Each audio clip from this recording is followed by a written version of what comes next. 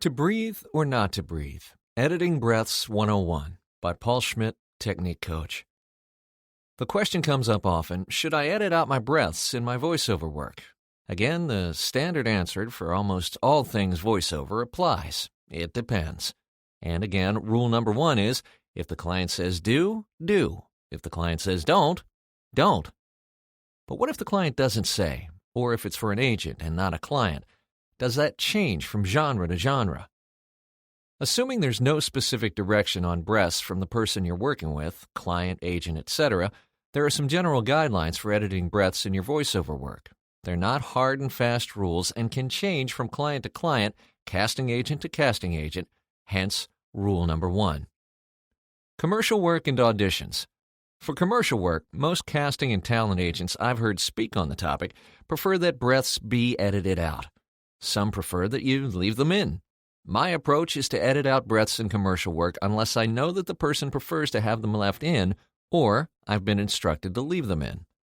If you're going to edit out your breaths, you must take care to preserve natural pauses where the breaths were originally. This can often be done best by replacing the breath with the same duration of room tone. After listening back to the edit, you may want to adjust the pause to keep it feeling as natural as possible. If you're going to leave the breaths in, then give the recording a listen to make sure that the breaths aren't distracting from the performance. If some breaths seem particularly loud and have no dramatic or comedic reason to be, then you may want to reduce their volume. You may also want to clean up any mouth noise that accompanies the breath so that the breath is more or less pure. Narration work and auditions. Narrative pieces are generally quite a bit longer than commercial spots. Typically, you would not edit out breaths in a narration.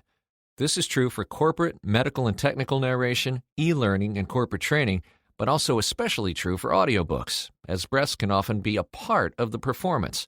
Besides, you don't want to edit the breaths out of a 13-hour audiobook.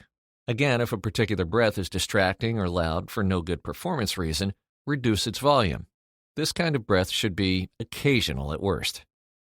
A word about technique.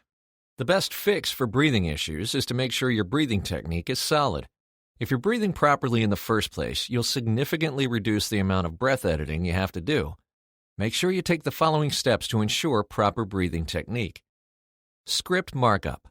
Properly prepare and mark up your script to make sure you know where your breaths will be.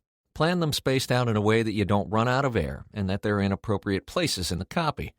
This is the first step in breath control. However, marking breaths, especially in long form, is not necessary, but can be helpful, especially when starting out as a voice actor/narrator or generally in more difficult passages. Keeping aerobically fit.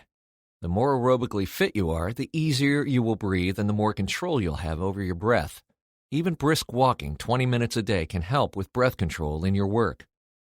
Reducing the loudness. If you're a particularly loud breather, work on reducing the volume. Taking shorter, more frequent breaths can help. Inhaling through your mouth and not your nose is key.